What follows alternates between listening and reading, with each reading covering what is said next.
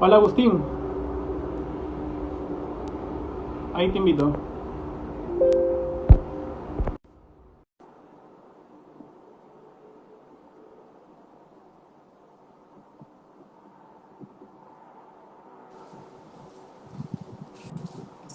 Hola Agustín, Hola, ¿cómo estás? hola, ¿todo bien? ¿Qué tal por allá en Argentina?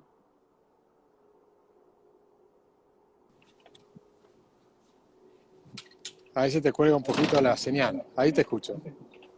Ya, ¿Ahí me escuchas bien? sí, perfecto, yo estoy acá al lado de mi internet y tengo la conexión perfecta. Ah, excelente. Yo ya me subí a la azotea porque acá tengo buena señal y aprovecho para caminar un poquitito. Ya, perfecto Agustín. Más bien, ¿qué tal? ¿Qué tal? ¿Cómo estás pasando esta cuarentena? Cuéntame, por favor. Bueno, la verdad que trabajando muchísimo. Ujú. Nosotros estamos en Libertad y Progreso, logramos tener rápidamente, nos adaptamos a trabajar desde nuestras casas y además tenemos la oportunidad de que a través de las redes sociales de llegar a mucha gente. Lo que no estoy haciendo es yendo a la televisión porque, bueno, ahí es más complicado, pero todo lo demás lo estamos haciendo, trabajando muchísimo nuevamente y te digo, y bien, manteniendo un alto espíritu, sabiendo que se viene una época muy difícil, pero como lo venimos explicando hace mucho tiempo, era lo que estábamos esperando y ahora nos concentramos en lo que va a venir, no solo la crisis, sino la oportunidad que eso significa de cambiar cosas en los próximos 3 años. Me parece, comparto tu idea, me parece muy bueno lo que estás haciendo, tu proyecto liberal y más bien quería realizarte esta pregunta. Justo ahorita ya estoy iniciando una transmisión para lo que sería la página de Facebook también y quería hacerte la pregunta justo que te planteé. ¿Por qué ser liberal en el siglo XXI? Para una persona que no conozca el tema, ¿por qué no ser socialdemócrata? ¿Por qué no ser socialista? ¿Por qué no tener otra orientación? ¿Por qué ser liberal en este siglo? Porque esto ya viene desde hace mucho tiempo atrás. Bueno, el liberalismo es el respeto irrestricto a los derechos del otro.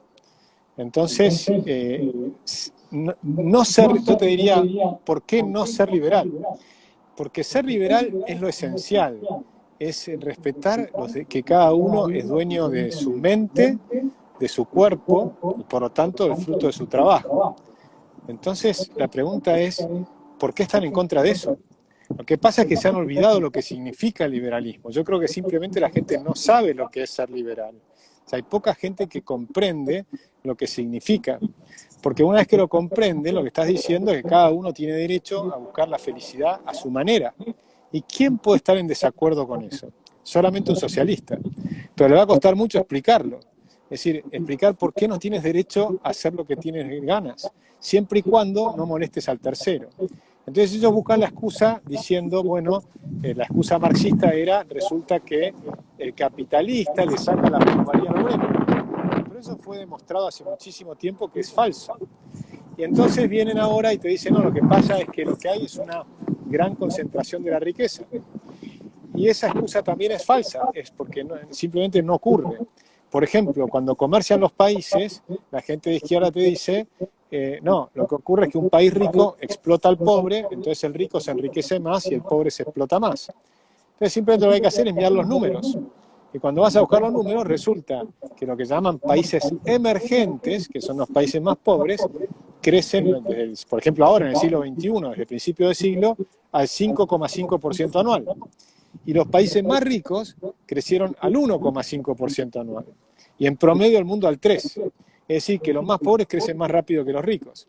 Entonces es todo falso lo que te dicen. Simplemente lo que tienen que hacer es mirar los números. Luego vienen otros como Oxfam y te dicen, no, lo que pasa es que, bueno, eso es así, pero los millonarios de los países ricos, el 1% de los países más ricos tiene el 80% de riqueza de la humanidad. Todas cosas falsas y que son fáciles de demostrar. Lo que pasa es que la gente se olvidó de pensar por sí mismos.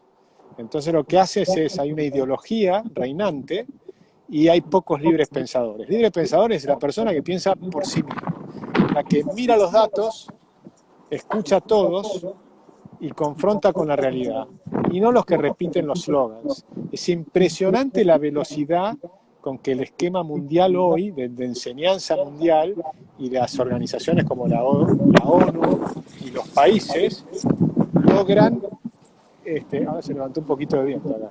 ¿Se escucha bien? Sí, yo te escucho perfecto. Ah, buenísimo. Entonces, logran instalar ideas Pero no te que a muevas tanto veces, porque ahí sí sí, interfiere el viento. que son como, hay algunas ideas que son, a mi juicio, absurdas y que sin embargo las adopta el 90% de la gente con una velocidad inusitada. Por ejemplo, ahora están poniendo de moda el lenguaje inclusivo o inclusive, y en el mundo entero. Entonces uno lo va y viaja a Europa y encuentra que están pasando lo mismo que en Argentina y lo mismo que en Guatemala o que en México. Entonces es una cosa impuesta desde arriba y que la gente la acepta de una manera insólita. ¿Por qué? Porque hay pocos librepensadores. Entonces ser liberal en el siglo XXI es importantísimo, es mantener la libertad de pensamiento. Y lo mismo pasa con el coronavirus. Si pensás distinto a la mayoría, la gente se enoja. Ese enojo que se le produce es porque tienen metida una ideología adentro y se han olvidado de ser libre pensador. Un libre pensador nunca se va a enojar porque otro piense diferente. Al contrario, es la oportunidad para debatir. Es interesante. Fíjate lo que pasó ahora en Estados Unidos. En California hubo 2 médicos que salieron diciendo un análisis sobre el coronavirus completamente distinto de lo que dice la comunidad científica. Pero ellos también son científicos. Y lo que dicen es, lo que estamos haciendo es un disparate porque la cuarentena va a generar mucho más muertos que el coronavirus. Y de hecho, la propia Organización Mundial de la ONU, en el programa alimentario, calcula en 27 millones de muertos de hambre que se van a producir por el cierre de las economías. O sea, lo que está diciendo es la verdad. Y salieron 2 grupos de científicos de Estados Unidos a decir que lo que está diciendo es falso, que la persona es reckless, o sea, lo están insultando, agrediendo ad hominem, sin ni un solo argumento. No refutaron ninguna de las cosas que dijo. Simplemente dijeron, es falso, y la persona, bla, bla, bla, y empiezan a pegarle. Bueno, entonces, eso es porque se ha perdido el espíritu de la libertad en el mundo, o se está perdiendo fuertemente. Por eso los jóvenes están volviendo a la libertad. Sí, y creo que tienes razón, ya has tocado un punto muy bueno, has tocado un punto sobre todo lo que estamos viviendo ahorita, que es lo del coronavirus. ¿Cómo explicarle a una persona que no sabe, o sea, no está en el mundo ni de la política, ni de la economía, cómo explicarle a una persona que cuando una persona ve peligro automáticamente piensa en protegerse y la manera intuitiva que ellos tienen para protegerse es cerrar todo? Entonces, ¿cómo le explicas a esa persona que está con todo ese fervor, decirle, oye, creo que la mejor manera es hacer una cuarentena parcial, imitar los modelos de los países del primer mundo? ¿Cómo hablas con esa persona sin que te mande muy lejos? Bueno, generalmente me mandan muy lejos. Entonces, y lo que como yo lo empecé a decir desde el principio, le digo, bueno, lo voy a repetir. Y lo voy a repetir hasta que los números me demuestren que es la verdad. Y ahora los números ya lo están demostrando. Entonces hoy tenemos los números, hoy están los datos. Y los datos están que las muertes no son tan grandes como se creían. Los infectados son probablemente mucho mayores. Simplemente es una gripe que es muy contagiosa, pero que no tiene una gran mortalidad. Que tiene mortalidad para las personas que tienen problemas previos, o para la gente mayor, o sea, los viejos que tienen más de 70 años, 80 años, y para los que tienen algunas enfermedades previas. Pero para una persona de tu edad es mucho más peligroso las rutas argentinas, por ejemplo, que el coronavirus. O sea, se va a morir más gente en las rutas argentinas este año que por el coronavirus. Entonces, y para los jóvenes más todavía, porque encima los jóvenes de menos de 25 años suelen tener más accidentes que los más grandes. O sea que entonces, ¿le vamos a prohibir usar las rutas? No, no le vamos a prohibir usar las rutas. O sea, la libertad es importante.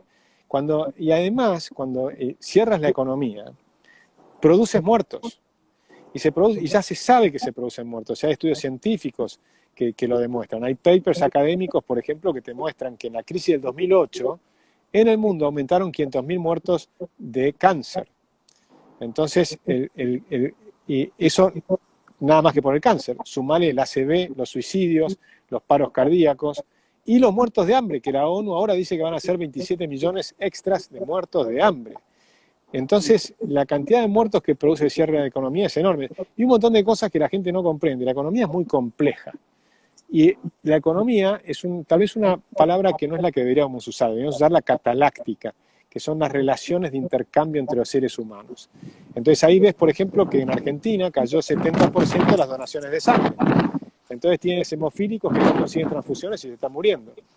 Y eso no sale en las páginas de los diarios, en las primeras páginas de los diarios. Sale en la página 17 o 22. Entonces ahí hay un problema, pero bueno, nosotros tenemos que seguir diciendo lo que consideramos que es nuestra verdad y tenemos que seguir debatiendo en todos los lugares. Y creo que has tocado también otro muy buen punto, porque creo que ser liberal en el siglo XXI es muchas veces, creo que la libertad te da esa actitud crítica, sobre todo cuando tú escuchas una noticia y de repente no estás muy metido en el mundo, tú la escuchas y la dejas pasar, pero cuando tienes las ideas de la libertad, la escuchas, la analizas, la cuestionas, tratas de buscar una solución, no eres uno más del montón, y eso es algo para mí muy importante. Y también explicarle a la gente que no existe esta dicotomía o economía o vida, porque hay un dato muy bueno que dice que los países más libres, o sea, los países que tienen más libertad del mundo, viven entre 10 y 15 años más que los países reprimidos. Es así, y además los pobres de los países libres son 11 veces más ricos que los pobres de los países pobres. Entonces la libertad no hay con qué darle, es lo que funciona. Pero no solo lo que funciona, es lo que es moralmente legítimo. Y ese es el punto más importante. Porque cualquier cosa que te dan sin que vos lo hayas producido, hay otra persona que lo produjo sin haber recibido el beneficio. Entonces, ¿por qué te van a beneficiar con el producto que hizo otra persona? ¿Cuál es el argumento moral? Entonces ellos dicen la necesidad, soy necesitado. Si la necesidad es lo que es la fuente del derecho, entonces resulta que vas a beneficiar a todos los que no hacen nada. Y eso va a producir una sociedad que se va a destruir. Porque si le quitas al que produce para dárselo al que no produce, ¿qué incentivo tienes para producir? Entonces esa sociedad no funciona. Entonces, cuando esa sociedad empiezan a utilizar esa idea, cuando ya son ricos, por ejemplo los países nórdicos que se hicieron ricos siendo liberales, una vez que son ricos, entonces empiezan a repartir la riqueza de los demás. Y empiezan a perder el incentivo. Y esos países dejan de crecer. De hecho, llega un punto en que entran en crisis, como fue Suecia en el 92. La crisis fue tan grande que terminaron bajando 20 puntos sobre el PBI el gasto público. O sea, Suecia en los últimos 20 años bajó el gasto público, en los últimos 30 años, bajó el gasto público fuertemente. Entonces eso es lo que la gente no comprende. Y entonces volvió a crecer. Pero ya no crece como crecía cuando era liberal. Los países libres crecen al 5 o 7% anual. Y en cambio los países nórdicos crecen al 1,5% anual. Y no es porque baja, cuando sos rico ya no tenés productividad. No, la productividad del sector privado sigue siendo altísima. El problema es que tienen cada vez más Estado y la productividad del Estado es cero. O muy bajita. Es muy bajo y sobre todo cuando tú agrandas el Estado, agrandas el poder del Estado, reduces el poder del sector privado y eso es algo que muchas veces la gente no entiende. Y mira, tengo unas preguntas que me han dejado en mi página de Facebook que te quería hacer, acá las tengo anotadas, ¿qué te parece? Dale, ¿cómo no? Dale, acá hay una, mira. Acá hay, la pregunta es la siguiente, de Johnny Omar, mira. Y yo la resumiría así. Hay muchas personas, hay como que un fuerte, ¿cómo decirlo? Un fuerte conflicto en el movimiento liberal.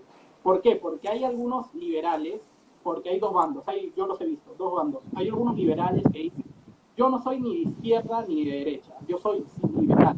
Y como que se ponen en este estatus de elitista, y a mí no me puedes tocar porque yo soy liberal y tú eres izquierda, tú eres derecha y yo no me puedo meter ahí porque yo estoy por encima de eso. Y hay otros liberales que dicen, no, yo soy liberal y creo que el liberalismo es una corriente apartada de la derecha, pero en la derecha.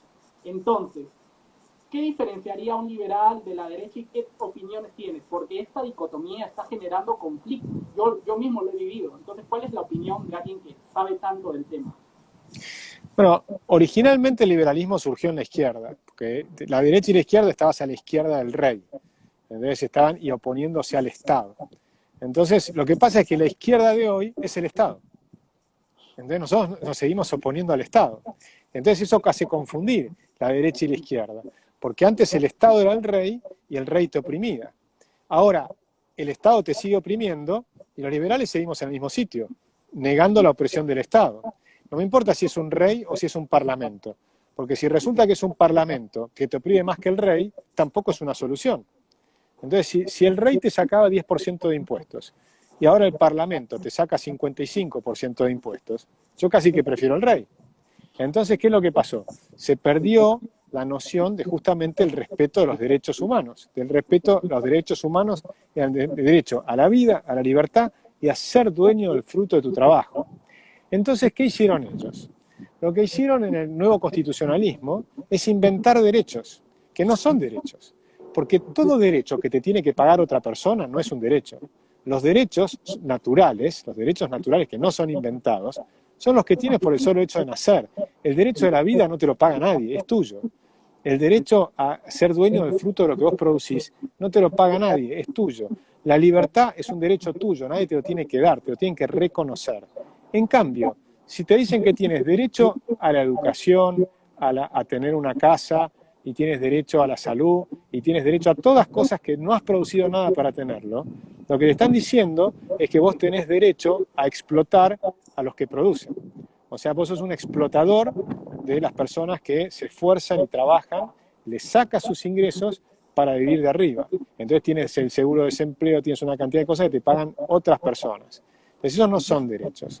Eso simplemente es una tergiversación de lo que eran los derechos humanos, que son la vida, la libertad, la propiedad privada, y que cada uno tiene la libertad de elegir de qué manera buscar la felicidad a su manera. Perfecto, perfecto. Entonces, mira, acá hay otra pregunta. Decía, ¿dónde empezó el liberalismo? ¿Cuál es el primer pensador? Y básicamente es eso. ¿Cuál fue el primer pensador del liberalismo? ¿Cómo nació? ¿Y cómo tú empezaste a ser liberal? ¿A qué edad? Sí, bueno, esa es una muy buena pregunta. En realidad, yo no sé quién fue el primero, porque yo creo que no hay un primer pensador liberal. Hubo sí en la época en Grecia algún pensador que empezó a respetar los derechos de los pueblos que eran vencidos. Eso era un liberal. Entonces, el que defendía los derechos de un pueblo que ha sido vencido y decía no los puedes esclavizar, ese era un liberal. La verdad es que lamento no recordar el nombre en este momento, pero hubo muchísimos. Entonces, cuando uno va investigando la historia de las ideas de la libertad, yendo, digamos, del presente hacia el pasado, vas a encontrar, por ejemplo, que en Argentina tuvimos grandes pensadores liberales como Alberdi. Alberdi fue un gran pensador liberal que se anticipó mucho a otros, ¿no? En el siglo XX lo tuvimos a Hayek, a Mises, a Friedman, tiene la escuela austríaca, los sordos liberales en Alemania, a Erhard, una cantidad de gente. Pero luego cuando vas hacia atrás encuentras que estas personas, como Alberdi y demás, su fundamento lo tomaron, por ejemplo, de la escuela escocesa en Inglaterra, donde estaba Adam Smith, donde estaba John Locke, ¿no? Esos eran. Ahora, cuando dices de dónde tomaron esas personas las ideas, bueno, algunos te pueden decir que puedes rastrearlas en Spinoza. Spinoza es un filósofo holandés de un siglo anterior. Entonces, y era un gran pensador liberal, que era un rabino que empezaba a cuestionar las ideas que tenían los rabinos sobre Dios. Y frente a ese cuestionamiento es el libre pensamiento. Entonces, con su propia razón, empezaba a decir, Dios no es lo que están diciendo que es Dios, Dios tiene que tener ciertas características, y lo hace de una manera filosófica que es fantástica en un libro que se llama La Ética, me parece. Y luego tienes, rastreando de dónde vienen esas ideas, bueno, resulta que la familia de Spinoza era una familia de origen portugués. Y los portugueses en España, los judíos portugueses tanto en Portugal como en España fueron expulsados. Es decir, que esas ideas estaban en España. Entonces, en España, en la época de la reina Isabel la Católica, todavía había una escuela liberal y había otra escuela que no. Es decir, hay una puja entre los que son más liberales y los que no. La escuela de Salamanca en España es claramente una escuela liberal, donde tuviste después gente como, por ejemplo, el monje Francisco de Vitoria, Juan de Mariana. Eran personas muy interesantes. Ahora, si vas a Inglaterra y te vas más atrás todavía y vas al 1200, tienes la Carta Magna. Los principios de la Carta Magna, creo que es 1215, creo que es, ya tienes ahí principios de la libertad que empiezan a respetar los derechos del hombre. Es decir, que la historia es lejana y es una lucha permanente que va evolucionando, va mejorando, y hoy los liberales actuales resumimos toda esa larga tradición. ¿Verdad? Y te olvidaste responder, ¿cómo, a qué edad fuiste liberal? ¿Cómo así? Sí. De repente fuiste de otro pensamiento político y recién ahora no, te cambiaste el liberalismo. Sí. Bueno, yo creo que desde muy chico tenía el pensamiento propio, ¿no? Entonces a mí me educaron como católico, pero ya en el momento en que tomé la primera comunión, que la tomé, cuestionaba que esto que me están diciendo no me cierra. Ese no me cierra es el pensamiento libre. Cuando te están diciendo algo y en tu propio pensamiento no te cierra. Hay algo ahí que no va. A mí me pueden decir todas estas cosas y no funciona. Y me lo tomaba en serio. Lo que yo no hacía era dejar pasar esas cosas, sino que me las tomaba en serio. Lo charlaba con los curas y me decían, bueno, tenés que meditar, tenés que rezar, y bla. Yo lo hacía. Tienes que ir a un cursillo, tienes que ir a un retiro espiritual. Lo hacía y me seguía sin cerrar. Hasta que un día encontré a Einstein, que se planteaba las mismas dudas que tenía yo. Y yo digo, bueno, si Einstein no las resolvió, yo no las voy a resolver. Y ahí me di cuenta que había un problema de humildad frente a lo que es la inmensidad de lo que uno puede llamar Dios. Esa humildad frente a esa cosa inmensa, lo que te hace es ser agnóstico. El agnóstico no es el ateo, que cree que podés definir que no hay Dios, sino el que simplemente dice, tu mente no alcanza a abarcar esa posibilidad de un Dios. Es decir, que puede ser que exista, pero yo no la puedo saber. Lo que sí estoy convencido es que tampoco lo sabe nadie más. Entonces, ahí te hace cuestionar las religiones. Y sí puedes ver que hay problemas en todas las religiones sobre a qué llaman Dios. Como lees los libros y ves en la Biblia, que para mí es un libro extraordinario que hay que leer permanentemente, pero ves contradicciones que no puedes evitarlas. Ese cuestionamiento creo que es el origen de la libertad. Después, cuando estaba en la universidad, y ahí ya yendo más a temas económicos, cuando mis profesores, la mayoría eran keynesianos, y de nuevo no me cerraba lo que me decían. Todo lo que me decían los keynesianos no tenía nada que ver con lo que pasaba en Argentina. En Argentina tenemos una inflación altísima desde el año 1935, y los modelos keynesianos no tenían inflación. Y cuando ponían un modelo de inflación era para controlar la inflación con artilugios como control de precios, que eran otra cosa absurda. Después mis profesores entraron al gobierno de Alfonsín y nos dejaron en hiperinflación. Entonces imagínate que ya ahí era un absurdo. Y en eso que sí eran ciertos, tuve muy buenos profesores, uno maravilloso profesor keynesiano, pero maravilloso profesor porque nos enseñaba en la frontera del conocimiento, nos hacía leer todos los papers que iban saliendo, y nos hizo leer a Milton Friedman, y también nos hizo leer a Barro, y en ese momento a muchos de la escuela, estaba el Public Choice, empezaba Gary Becker, había gente que empezaban a cuestionar todos los principios esos keynesianos, y me sentía mucho más identificado, o sea que ahí lo fui conociendo. Mucho más tarde, cuando salí de la facultad, descubrí a Alberdi. Y Alberdi es una maravilla. Ninguno de mis profesores, tuve 33 profesores en la universidad y un montón de profesores en el colegio, ninguno me logró transmitir nada de Alberdi. Más allá de que había escrito las bases y punto, y que era el padre de la Constitución. Entonces sabías que había sido un tipo importante, pero no mucho más que eso. Cuando leí sus libros, vi que es un tipo muy profundo, es una maravilla, y es algo necesario que lo tienen que leer, ojalá todos los argentinos. Ya, y justo has tocado un buen punto que también... No solo los argentinos, porque creo que también es para el mundo, ¿no? Pero digamos, para el mundo, para todos los hispanos. Como mínimo los argentinos, ¿no? Y has tocado un buen punto, justo también te iba a preguntar, para una persona que está entrando en este mundo, por ejemplo, que ha visto a Agustín Echevarne contra un zurdo en YouTube, y le ha emocionado el tema y dice, yo quiero ser como él, o quiero ser mejor, quiero ser incluso mejor que él. Por lo tanto, ¿qué libros tú recomendarías para empezar y luego para especializarte? Bueno, ¿les puedo recomendar el mío? Perfecto. Creo que se llama La clave es la libertad. La clave de la libertad es una introducción linda que te muestra muchos datos de la historia y la evolución de la humanidad y todo esto que estamos hablando y cómo llegamos hasta acá. Pero luego tienes un libro muy lindo de Henry Hazlitt, que se llama La economía en una lección. Es una muy buena introducción, no tiene nada de matemáticas, el mío tampoco, o sea que se puede entrar por allí. Luego hay un libro magnífico que es Principios de Economía de Carl Menger. Eso es clave para entender el mecanismo de precios, cómo funciona el mercado. Hay 7 carillas que son indispensables, que de Leonard Read, que se llama Yo el lápiz, y te describe lo que es un lápiz y cómo se produce. Si comprendes cómo se produce un lápiz, empiezas a tener una percepción de la complejidad de la economía. O sea, hay más comprensión de lo que es la economía en esas 7 carillas deliciosas de Leonard Read, de Yo el lápiz, que en todo Keynes. ¿Sí? Entonces, Keynes escribió mucho, lo que pasa es que todo lo bueno que escribió Keynes no era de él, y todo lo malo sí era de él, es el problema que tiene Keynes. Pero luego, si quieres ir a una cosa más profunda, o sea, más metódica, más sistemática, tienes que encarar la acción humana de von Mises. Y luego puedes ir también a Man, Economy and State, ¿no? El hombre, la economía y el Estado, de Rothbard. Esos dos últimos son de 1000 páginas cada uno y son un poco más firmes. Ahora que estamos en cuarentena, si quieres leer una novela, puedes leer Ayn Rand. Y Ayn Rand tiene una maravillosa novela que se llama La rebelión de Atlas. Sí, eso es maravilloso.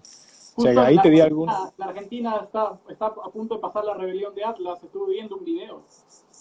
Bueno, eso puede ocurrir porque efectivamente hay muchos argentinos que se están yendo a Argentina, como se fueron de Venezuela. En Venezuela ocurrió la rebelión de Atlas. Se fueron de Venezuela. Se fueron de Venezuela los empresarios, los capitalistas, los ingenieros, y por eso ahora no pueden ni siquiera producir petróleo. La producción de petróleo no solo cae en precio, sino que cayó en volumen. Y cayó fuertemente en volumen porque se les fueron los ingenieros. Entonces, si no tienen los buenos ingenieros, los demás no pueden hacer producir a la empresa. Entonces se va decayendo toda la economía a un nivel paupérrimo. Y Argentina está empezando a ocurrir lo mismo. De Venezuela se fueron 5 millones, de Argentina se fueron 1 millón. Y probablemente ahora se va a acelerar. En cuanto termine la cuarentena, va a haber otra oleada de argentinos que se van a ir de la Argentina. Porque vamos a entrar en una...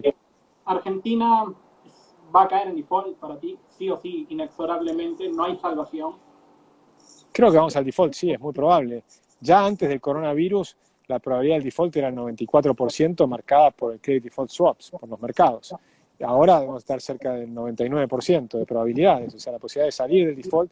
Ahora ya la pregunta no es si vamos a entrar, la pregunta es cómo vamos a salir, ¿no? Entonces, y ahí hay que ver las renegociaciones que se vayan a hacer en mediano plazo. Pero Argentina tiene cosas muy serias por delante, pues este año vamos a tener una caída muy fuerte del PBI, vamos a tener un aumento de la pobreza importante, además es el tercer año de recesión, y encima tenemos un gobierno que está emulando lo que se ha hecho en Venezuela. Estamos importando a los médicos cubanos, que sabemos que vienen con los grupos de inteligencia infiltrados, el G2 y demás. Están empezando a alargar a los presos de las cárceles, ya alargaron a más de 2000 presos, como hicieron en su momento en Venezuela también, y aumentó la criminalidad en Venezuela fuertemente. Probablemente van a empezar las estatizaciones de empresas. Yo creo que este año vamos a empezar a ver, antes de fin de año, empresas estatizadas. Ya vimos la intervención de una empresa privada, que es la que produce los respiradores artificiales. Es justamente una empresa que deberías estar elogiándola todos los días y decir, gracias a Dios está en Argentina, aunque sea de capitales extranjeros, la interveniste. Entonces, la señal para los capitales extranjeros es váyanse de Argentina, porque acá, cuando tenés un buen negocio, te lo sacan. Entonces, y si tenés un mal negocio, te lo sacan también. O sea, las señales son horribles. Pero eso mismo va a generar una oportunidad también. Argentina combate el capital y por eso se está quedando justamente sin capital. Entonces el país se va a empobrecer. Entonces no hay lógica, o sea, es una actitud autodestructiva de los mismos políticos argentinos. Pero más o menos, ¿en cuánto tú crees que se va a renovar la casta política argentina? ¿Cuánto tiempo va a pasar? Porque tú estás teniendo, para la gente que de repente no lo sepa, estás teniendo un proyecto para formar un partido, de repente ya lo estás formando, no estoy muy enterado, ya está formado, pero estás en proceso. Entonces, de ahí van a salir jóvenes promesas, de ahí van a salir nuevos referentes. Por lo tanto, para cambiar toda la podredumbre que está en la política, ¿cuánto tiempo crees que pase? Porque no creo que sea de un día para otro. Mira, yo digo cómo opera mi pensamiento, ¿no? Yo lo que hago es lo que un filósofo dinamarqués sugiere, que es escribir un artículo en el futuro, pero en tiempo pasado, es decir, en past tense. Write the future in past tense. Entonces me imagino ser un periodista alemán en el año 2035. Y ese año el título de mi artículo, siendo yo un periodista alemán, va a ser Argentina, un milagro en la historia. Entonces, ahora el copete es cómo hizo Argentina para lograr este milagro. Entonces, el artículo que te vas a escribir es cómo ocurrió. ¿Y cómo ocurrió?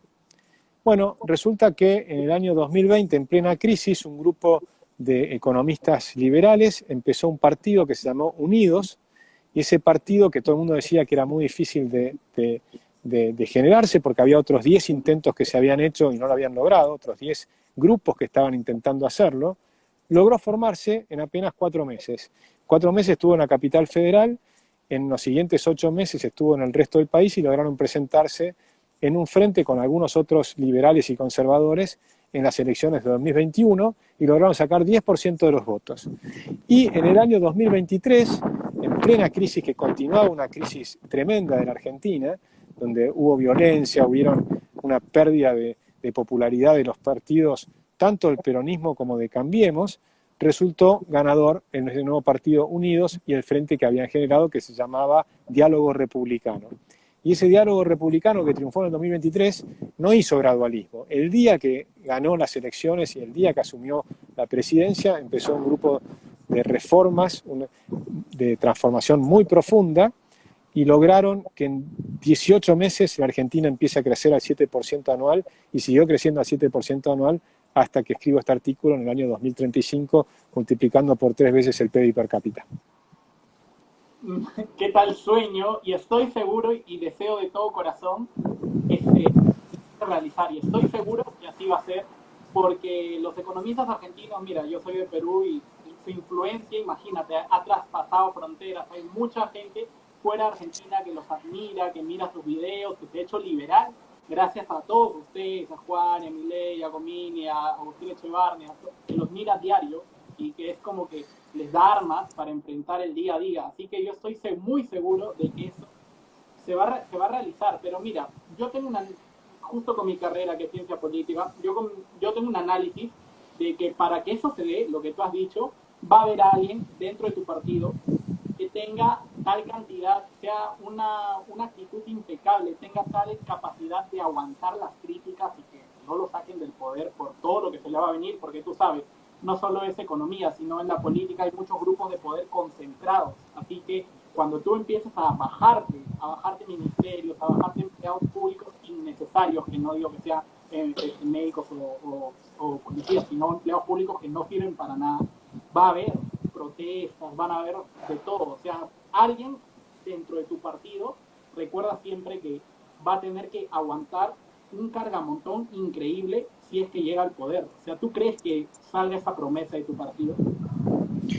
Bueno, yo creo que sí, pues vamos a hacer un mecanismo que la va a detectar, porque el mecanismo nuestro va a ser justamente la diferencia de nuestro partido con otros, es que vamos a tener muchos candidatos y la gente va a elegir cuál es el mejor.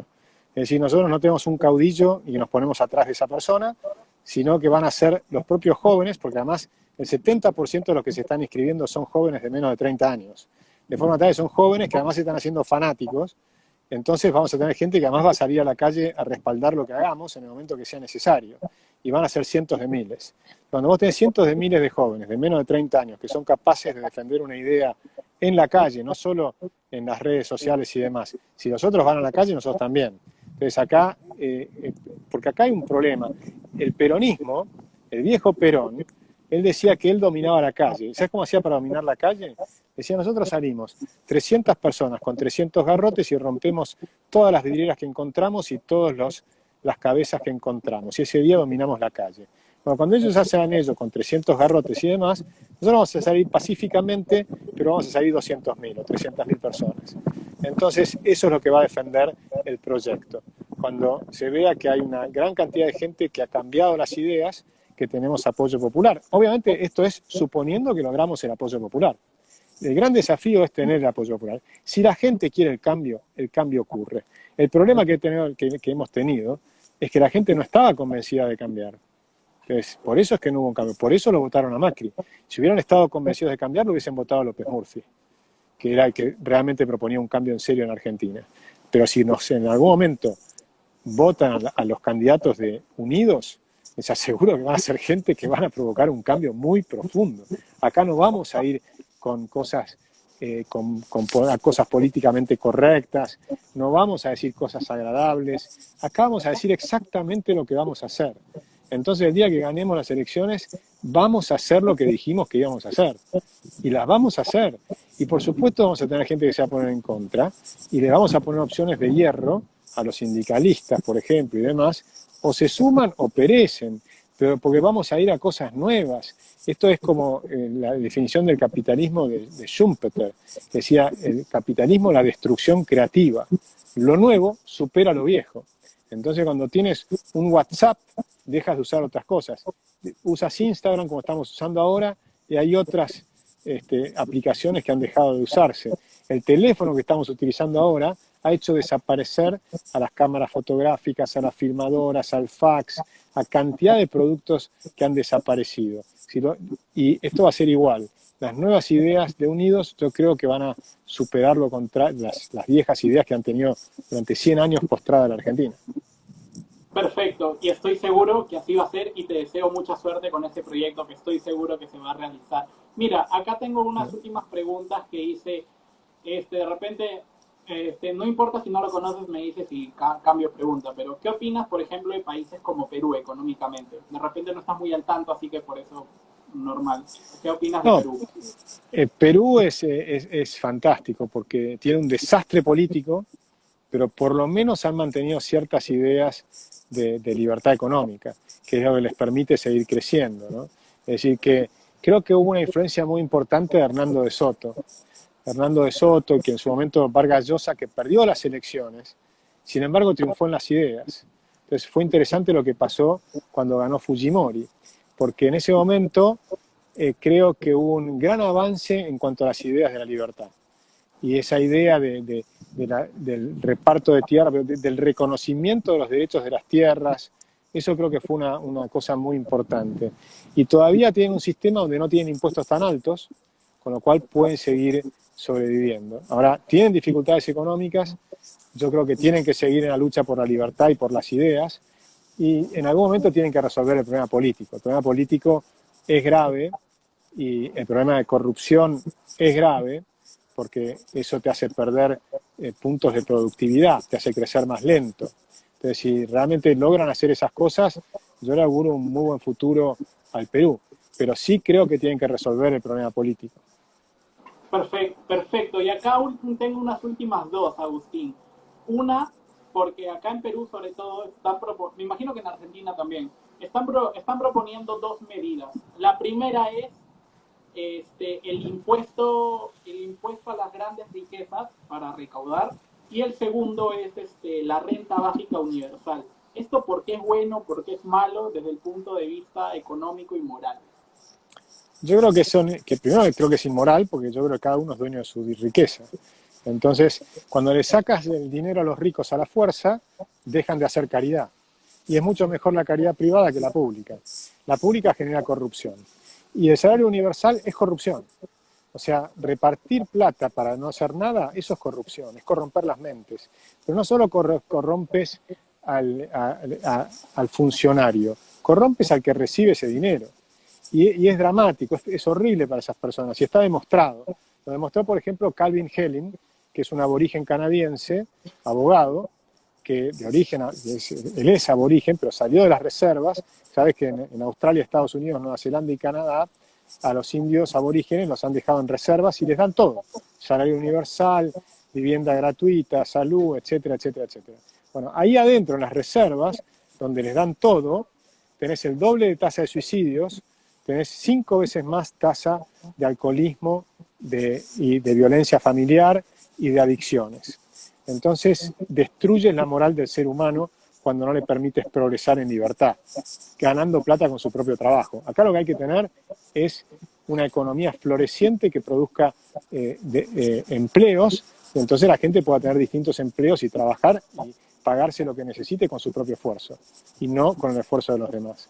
Con lo cual creo que es malo por los dos lados. Es malo por el lado de las empresas, porque cuando le sacas el dinero a los más ricos, lo que ocurre es que se te van. Y se empiezan, por ejemplo, en Argentina, se van de la Argentina. Entonces, en Argentina, por ejemplo, es pésimo porque el nivel de impuestos ya es tan alto que ese tipo de ideas lo que van a hacer es bajar la recaudación, no la van a aumentar, la van a bajar. Van a terminar teniendo menos. Alberdi, que hablábamos hace un rato, decía, para tener un gobierno potente y rico, tienes que cobrar muchos pocos y no pocos muchos. Entonces eso de cobrarle mucho a pocos, esa es la peor fórmula para enriquecer un país, lo empobreces. Y al empobrecer al país, empobreces también al Estado. Entonces eso lo que genera es aumento de pobreza, de ninguna manera aumento de la riqueza. Así que bueno, muchas gracias por la charla. Yo ahora tengo ahora justo otra reunión, me tengo que ir, pero fue un placer conversar contigo. Muchas gracias, Agustín. Cuídate mucho y mucha suerte en todos tus proyectos. Ya nos estamos viendo. Muchas gracias. Un abrazo Hasta luego. grande. Cuídate. Hasta luego.